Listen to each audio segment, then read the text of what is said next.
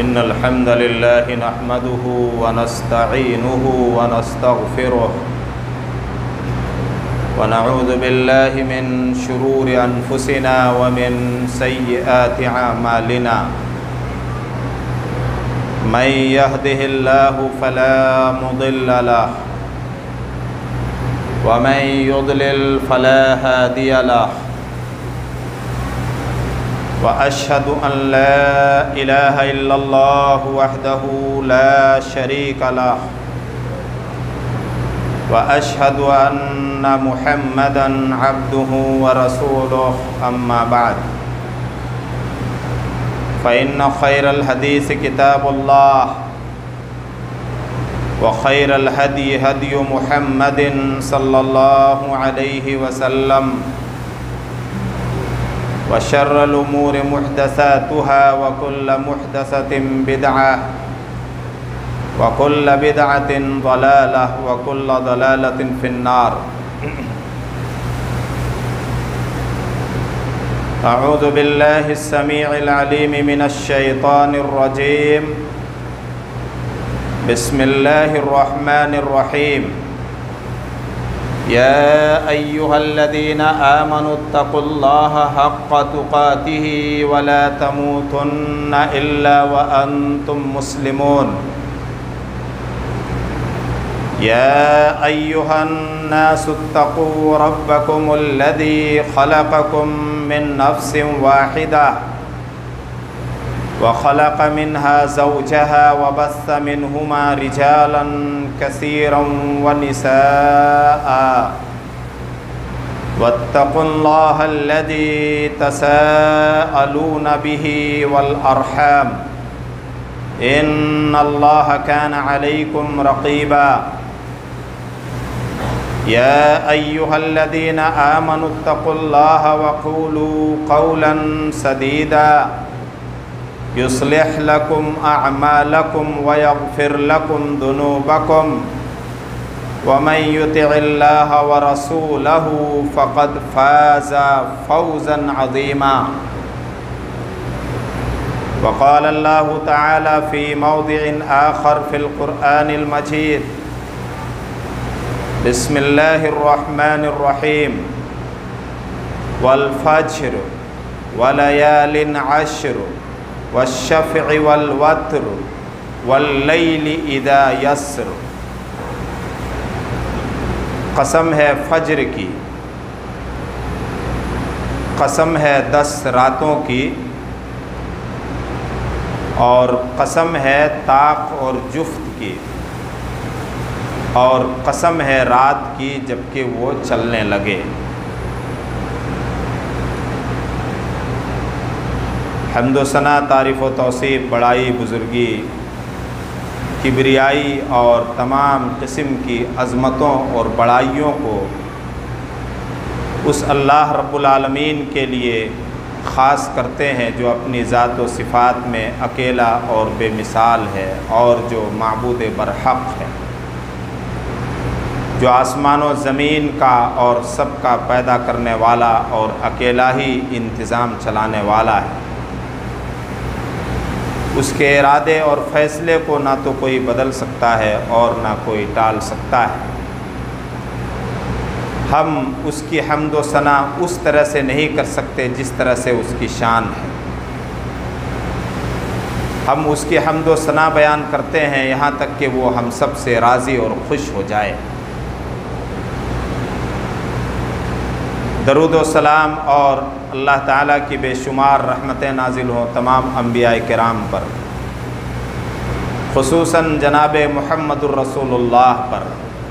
اللہم صلی وسلم وبارک علی محمد وعلی آل محمد۔ سورہ فجر کے شروع کی آیتیں خطبہ مسنونہ کے بعد مع ترجمہ پیش کی گئی ہے۔ آپ نے ترجمے سے اندازہ لگایا ہوگا کہ اللہ رب العالمین نے کچھ چیزوں کی قسم کھائی ہے۔ انسان کے لیے یہ جائز نہیں کہ اللہ کے سوا اللہ کی کسی بھی مخلوق کی قسم کھائے۔ اللہ تعالیٰ اپنی مخلوق میں سے جس کی قسم چاہے وہ قسم کھائے۔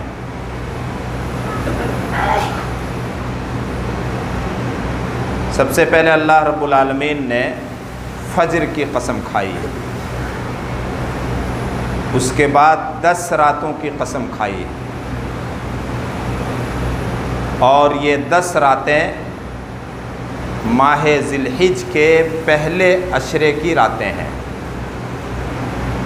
جس کی آمد ہے۔ آج ماہ ذی القعدہ کی 28 تاریخ ہے، اگر ذی القعدہ 29 کا رہا تو کل انشاءاللہ چاند ہو جائے گا، اور ذی الحج کی پہلی تاریخ ہوگی، اور اگر ماہ ذی القعدہ 30 کا رہا تو ماہ ذی الحج کا چاند پرسوں ہوگا۔ اللہ رب العالمین خیر و عافیت کے ساتھ ہم گنہگاروں کو وہ مہینہ نصیب کرے، اور ایسے تمام کاموں کی توفیق دے جن کاموں سے وہ راضی اور خوش ہوتا ہے، اور گناہوں سے بچائے۔ ذی القعدہ اور ذی الحج جو چاند کا 11واں اور 12واں مہینہ ہے، اس کے بعد پہلا مہینہ محرم الحرام اور رجب، یہ 4 مہینے حرمت و ادب کے مہینے ہیں، عزت و احترام کے مہینے ہیں۔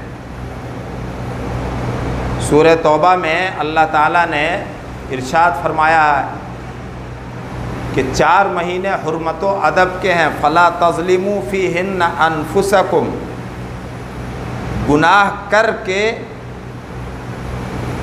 ان مہینوں میں گناہ کر کے ان مہینوں کی حرمت کو تم چاک نہ کرو، اور ان مہینوں میں خصوصیت کے ساتھ گناہ سے بچو، اور گناہ کر کے اپنے اوپر ظلم نہ کرو۔ مہینے آتے ہیں چلے جاتے ہیں، ہم لوگوں کو احساس تک نہیں ہوتا۔ جمعے کے دن اور دوسرے درسوں میں نصیحت کی جاتی ہے، لیکن ہماری لاپرواہی اور غفلت ختم ہونے کا نام نہیں لیتی۔ ہم اپنے آپ کو بدلنا نہیں چاہتے ہیں،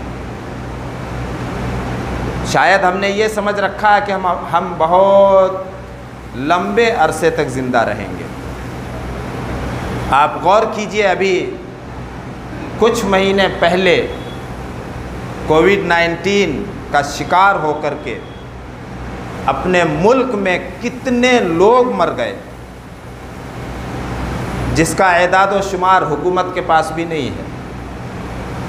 اللہ تعالیٰ نے اس وبائی مرض سے ہم سب کو محفوظ رکھا، یہ اس کا خاص کرم ہے۔ اور ذی الحج کا مہینہ نصیب ہونے والا ہے انشاءاللہ، جس میں نیکیوں کی طرف رغبت کرنا چاہیے، اور گناہ سے بچنا چاہیے، اور گناہ کر کے اپنے اوپر ظلم نہیں کرنا چاہیے۔ اور اللہ رب العالمین نے اگر ہم سب پر فضل فرما کر ہم سب کو زندہ رکھا ہے، تو نبی اکرم صلی اللہ علیہ وسلم کے اس ارشاد کے مصداق اور مطابق ہونا چاہیے جو آپ نے فرمایا، افضل الناس من طال عمره وحسن عمله، اچھا انسان، اچھا مسلمان وہ ہے، اچھا مسلمان ہونا چاہیے ہم سب کو، اچھا انسان ہونا چاہیے ہم سب کو اللہ کی نظر میں۔ اچھا انسان، اچھا مسلمان وہ ہے جس کی عمر لمبی ہو اور اس کے کرتوت اور عمل بھی اچھے۔ ایک آدمی لمبی عمر پاتا ہے لیکن اس کو فرائض تک کا پتہ نہیں، نمازوں تک کا اہتمام نہیں، تو پھر اس کی لمبی عمر اس کے لیے وبال جان ہے۔ اور ایک آدمی مختصر زندگی پاتا ہے لیکن فرائض کی پابندی کے ساتھ ساتھ سنتوں کا اور نوافل کا وہ اہتمام کرتا ہے اور ان کاموں کو انجام دیتا ہے جن کاموں سے اللہ رب العالمین خوش ہوتا ہے، اور ان گناہوں سے بچتا ہے جن سے اللہ تعالیٰ ناراض ہوتا ہے، تو اس کی مختصر اور چھوٹی عمر بھی اللہ کی نظر میں قابل قدر ہے۔ نبی اکرم صلی اللہ علیہ وسلم نے ماہ ذی الحجہ کے تعلق سے ارشاد فرمایا، ما من ایام العمل الصالح فیہن احب الی اللہ من هذه الایام، یعنی ایام العشر من ذی الحجہ۔ کوئی دن سال میں ایسا نہیں آتا ہے، 360 دن ہوتے ہیں سال میں نا، 360 دن میں سے کوئی دن ایسا نہیں آتا ہے جس دن میں نیکیاں اللہ کو زیادہ محبوب ہوں جتنا محبوب اور پیاری ہیں ان دنوں میں، یعنی ماہ ذی الحجہ کے شروع کے 10 دنوں میں۔ کیا نبی اکرم صلی اللہ علیہ وسلم کا ایسا ارشاد اور فرمان سننے کے بعد بھی ایک مسلمان جس پر اللہ تعالیٰ کا کرم ہوا، فضل ہوا اور اس کو مسلمان بنایا، مسلمان گھرانے میں جنم دیا، وہ نماز جیسے فریضے تک کو چھوڑتا رہے گا؟ یہ بڑی بدنصیبی کی بات ہوگی۔ پورے سال میں کوئی ایسا دن نہیں آتا جس دن میں اللہ کی نظر میں نیکیاں اللہ کو ان 10 دنوں سے زیادہ محبوب اور پیاری ہوں جتنی پیاری ماہ ذی الحجہ کے شروع کے 10 دنوں میں ہے۔ صحابہ کرام کو بھی تعجب ہوا، آپ لوگوں کو بھی تعجب ہو رہا ہوگا، تعجب ہونا بھی چاہیے۔ صحابہ کرام نے رسول اللہ صلی اللہ علیہ وسلم سے عرض کیا، وَلَلْ جِہَادُ فِي سَبِيلِ اللَّهِ، اے اللہ کے رسول، کیا اللہ کی راہ میں جہاد کرنا بھی اتنا عزیز و پیارا نہیں جتنا عزیز و پیارا دوسری نیکیاں اللہ تعالیٰ کی نظر میں ان 10 دنوں میں ہیں؟ نبی اکرم صلی اللہ علیہ وسلم نے جواب میں ارشاد فرمایا، وَلَلْ جِہَادُ فِي سَبِيلِ اللَّهِ إِلَّا رَجُلٌ مَّنْ خَرَجَ بِمَالِهِ وَنَفْسِهِ وَلَمْ يَرْجِعْ بِهِ شَيْئًا۔ اللہ کی راہ میں جہاد بھی اتنا عزیز و پیارا نہیں اللہ کی نگاہ میں۔ ہاں، ایک آدمی اللہ کی راہ میں اپنی جان اور اپنا مال لے کر کے نکلے اور اللہ کی راہ میں دونوں کو لٹاتے ہوئے شہید ہو جائے تو اس کا رتبہ زیادہ ہے، کس کے مقابلے میں جو گھر بیٹھے مسجدوں میں بیٹھ کر ان 10 دنوں میں زیادہ سے زیادہ نیکیاں انجام دیتے ہیں، نیکیاں کرتے ہیں۔ نبی اکرم صلی اللہ علیہ وسلم کا معمول تھا، آپ صلی اللہ علیہ وسلم عاشورہ کا روزہ نہیں چھوڑتے، 10ویں محرم کا۔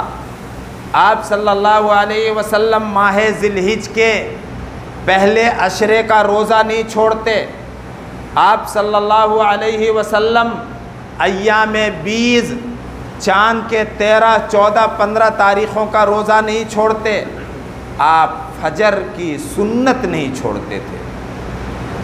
بڑا بھاری کام ہے فجر کی نماز پڑھنا ہے، آپ صلی اللہ علیہ وسلم فجر کی سنت نہیں چھوڑتے تھے۔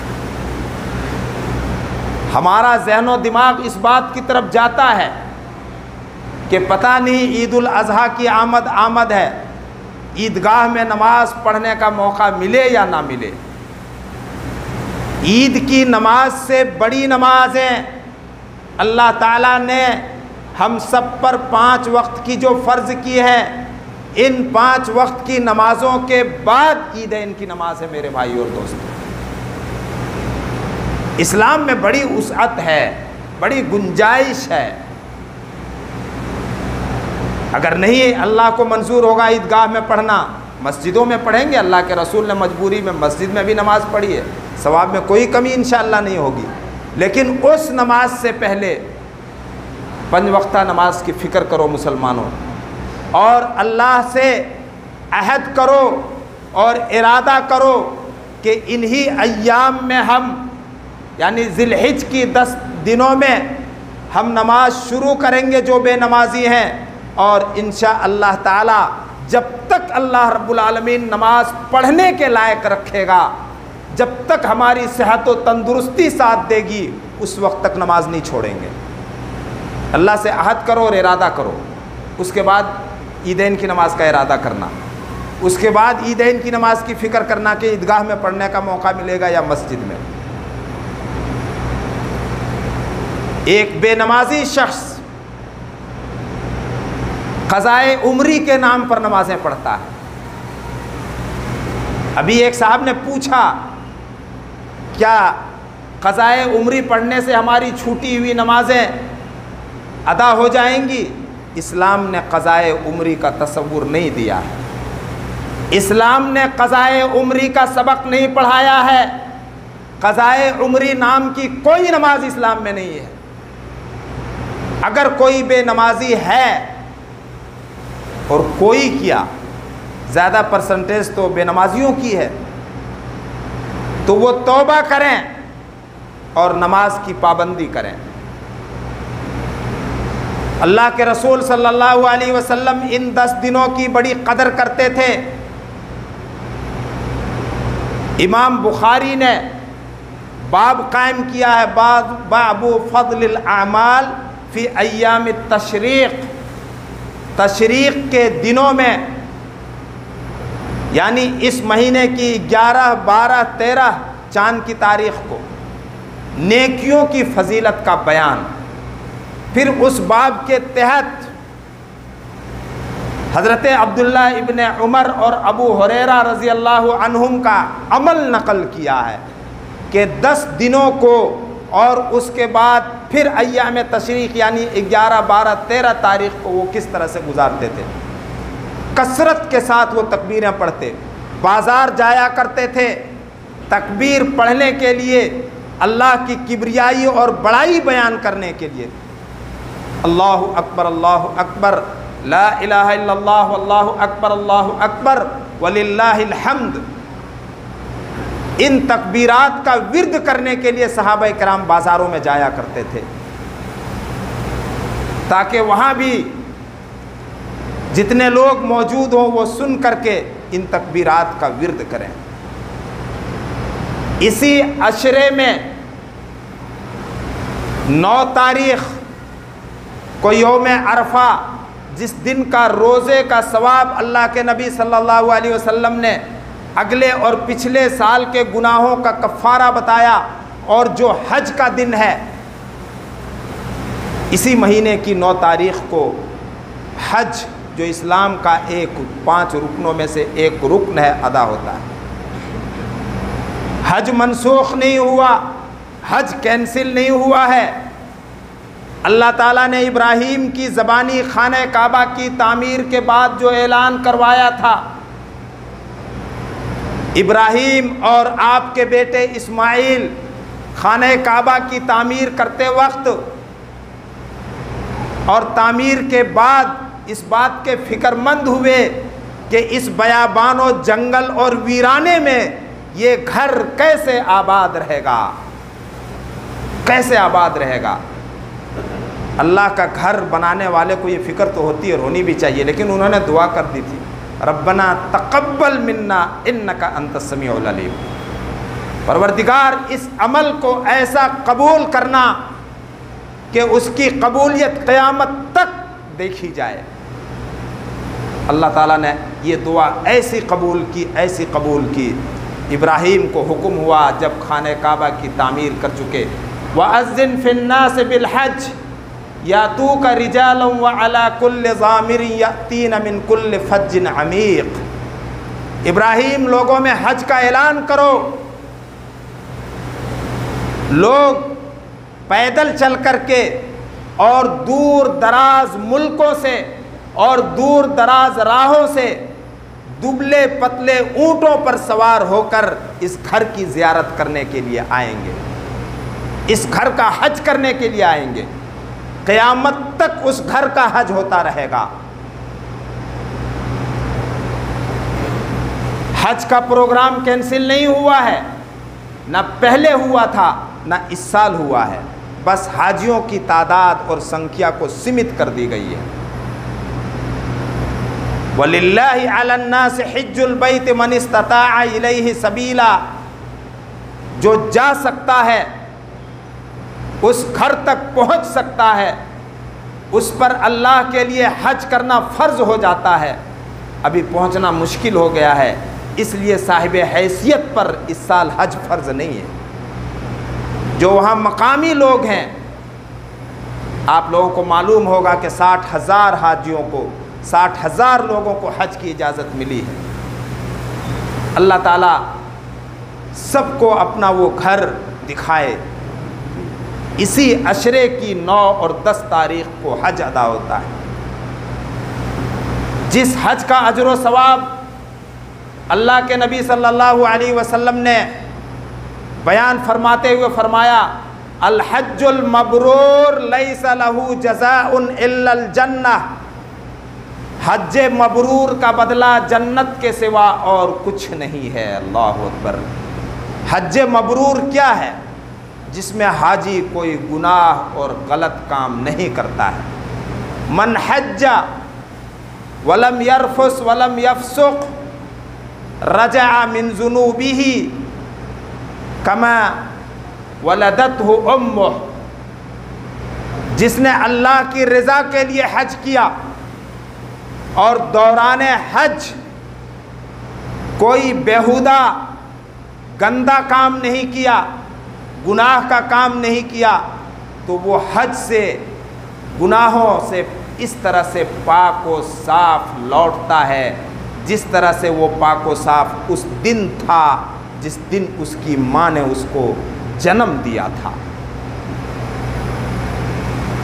हाजी साहिबान को चाहिए, अल्लाह रब्बुल आलमीन ने जिन लोगों को उस घर की ज़ियारत नसीब की है और जिन्होंने अपना कुछ वक्त उस घर में गुजारा है और जिनको उस घर में नमाज़ें पढ़ने का मौका मिला, हज करने का मौका मिला, जिन्होंने सफ़र की मशक्क़तें बर्दाश्त की, रुपए पैसे खर्च किए, उनको गुनाहों से पाक रहने की फ़िक्र करनी चाहिए।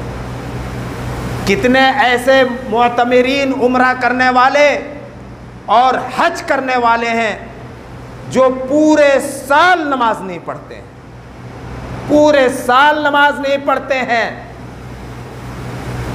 क्या उनको अपने हज व उम्रा पर गौर करने की ज़रूरत नहीं है? वो अपने आप को गुनाहों से क्यों गंदा कर रहे हैं, नापाक कर रहे हैं? अल्लाह ने तो उसको हज से ऐसे वापस किया था गुनाहों से पाक व साफ, जिस तरह से उसकी माँ ने उसको गुनाहों से पाक व साफ जना था और जन्म दिया था।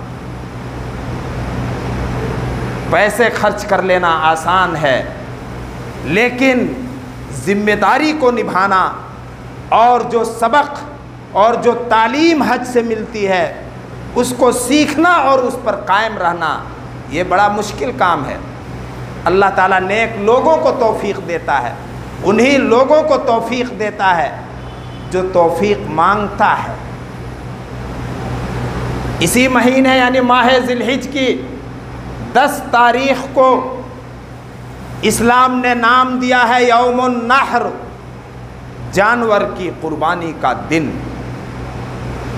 10वीं ज़िलहिज को जानवर कुर्बान करने से बढ़कर और कोई दूसरी नेकी नहीं है अल्लाह की नज़र में। कुर्बानी का ज़माना आता है तो बड़ा मिसगाइड किया जाता है और बड़े गलत मशवरे आते हैं और उसमें कुछ नाम नहाद मुसलमान भी शामिल हो जाते हैं जो अपने आप को सेकुलर दिखाना चाहते हैं, मुहिब्बे वतन, वतन से मोहब्बत करने वाले जो साबित करना चाहते हैं, वो दूसरों के सुर में सुर मिला करके बयान देना शुरू कर देते हैं। क्या ज़रूरत है इतने जानवर को ज़बह करने और मारने की? کیا ضرورت ہے اتنا خون کرنے کی؟ اللہ کے بہت سے غریب بندے ہیں، ان کو روپے پیسے دے دینا چاہیے۔ کتنے بیمار ہیں جن کے پاس دوا کے لیے، علاج کے لیے پیسے نہیں، قربانی کے پیسے ان کو دے دینا چاہیے۔ مسلمان ناخواندہ ہیں، جاہل ہیں، مسلمانوں کو اس پیسے سے اسکول اور کالج بنا لینا چاہیے۔ مسلمان پسماندہ ہیں، تجارت میں وہ پیسے لگا دینا چاہیے۔ کتنے ناپاک مشورے ہیں۔ کیا جانور کی قربانی کر کے مسلمانوں کی معیشت اور اس کی اکانومی کا خیال نہیں رکھا گیا ہے؟ قربانی کے جانور کتنے لوگ پالتے ہیں، اس کا دھندا کرتے ہیں، کتنے لوگ چارہ بیچتے ہیں، کتنے لوگ چارہ خریدتے ہیں، قربانی کی کھالوں سے کتنے لوگوں کی تجارت چلتی ہے۔ کیا یہ سب سے معیشت اور اکانومی نہیں سدھرتی ہے؟ غریبوں کی مدد کرنے کا درس اور سبق جتنا اسلام نے پڑھایا ہے اتنا کسی نے نہیں پڑھایا ہے۔ اللہ کے نبی بار بار قسم کھا کر کے فرما رہے ہیں وہ آدمی مسلمان نہیں جس کا پڑوسی بھوکا رہے اور وہ پیٹ بھر کر کے کھائے۔ کھانا تو ایک ہلکی چیز ہے، کیا اس میں اس انسان کے ساتھ ہمدردی اور غمخواری کا سبق نہیں پڑھایا گیا ہے؟ کیا قربانی کے گوشت سے غریبوں کی مدد کرنے کا اسلام تعلیم نہیں دیتا ہے؟ اسلام تو کہتا ہے کھاؤ، کھلاؤ اور صدقہ کرو قربانی کا گوشت۔ اس موضوع پر انشاءاللہ تعالی آئندہ جمعے کے خطبے میں روشنی ڈالی جائے گی۔ قربانی کرنے کے لیے تیار ہو جاؤ، بہانے نہ بنانا۔ 10ویں ذی الحجہ کو اس سے بڑھ کر کے اور کوئی نیک عمل نہیں ہے۔ آپ جس حیثیت کے ہیں، اللہ رب العالمین نے آپ کو جو حیثیت دی ہے اس حیثیت کی آپ قربانی پیش کرو اللہ کی نظر میں۔ اللہ تعالیٰ نے ارشاد فرمایا ہم نے ہر قوم کے لیے قربانی کا دستور اور طریقہ مقرر کر دیا ہے، حتیٰ کہ برادران وطن غیر مسلم بھائی بھی اپنے دیوی دیوتاؤں کے نام پر جانوروں کی قربانی کیا ہندوستان میں نہیں دیتے ہیں؟ کتنی ایسی ذاتیں ہیں ہندوستان میں جو اپنے بتوں اور دیوی دیوتاؤں کے نام جانور کو بھینٹ چڑھاتے اور قربانی دیتے ہیں۔ اسلام نے یہ سکھایا جانوروں کا پیدا کرنے والا اللہ، لہذا اس جانور کی قربانی کو صرف اللہ کے لیے خاص کرو۔ دیوی دیوتاؤں کے نام پر اور مردوں کے نام پر اور مزاروں کے نام پر قربانی کر کے اپنے آپ کو مشرک نہ بناؤ اور اپنے آپ کو جہنم کا مستحق نہ ٹھہراؤ۔ اللہ تعالیٰ ماہ ذی الحجہ ہم سب کو خیر و عافیت کے ساتھ نصیب کرے اور اس مہینے میں ہم سب کو زیادہ سے زیادہ نیکیاں کرنے کی توفیق دے، گناہوں سے بچائے، بالخصوص فرض نمازوں کی پابندی کرنے کی توفیق دے اور نماز کا پابند بنائے۔ یا رب العالمین، یا غفور، یا غفار، ہم سب گنہگار ہیں، خطا کار ہیں اور تو غفور ہے، غفار ہے، بے حد و حساب گناہوں کا بخشنے والا ہے۔ اے غفور و غفار ہمارے رب، ہم اپنے ہر قسم کے گناہ کا اقرار کرتے ہیں، ہمارے گناہوں کو تو معاف فرما دے اور ہم سب پر تو فضل فرما۔ یا رب العالمین، ہم سب پر تو رحمت کی بارش برسا، رحمت کی بارش برسا۔ یا رب العالمین، ہم سب پر اور اپنی دوسری مخلوق پر تو فضل و کرم کا معاملہ فرما اور رحمت کی بارش برسا۔ یا رب العالمین، موسم اور گرمی کی شدت کو تو نرمی سے اور خوشگواری سے بدل دے، یقیناً تو ہر چیز پر قادر ہے۔ اللہم اسقنا، اللہم اسقنا، اللہم اسقنا، اللہم اغثنا، اللہم اغثنا، اللہم اغثنا، اللہم اسقنا غیثا مغیثا مریئا مریعا نافعا غیر ضار عاجلا غیر آجل۔ الحمدللہ رب العالمین الرحمن الرحیم مالک یوم الدین، لا الہ الا اللہ یفعل ما یرید۔ اللہم انت اللہ، انت الغنی ونحن الفقراء، انت الغنی ونحن الفقراء۔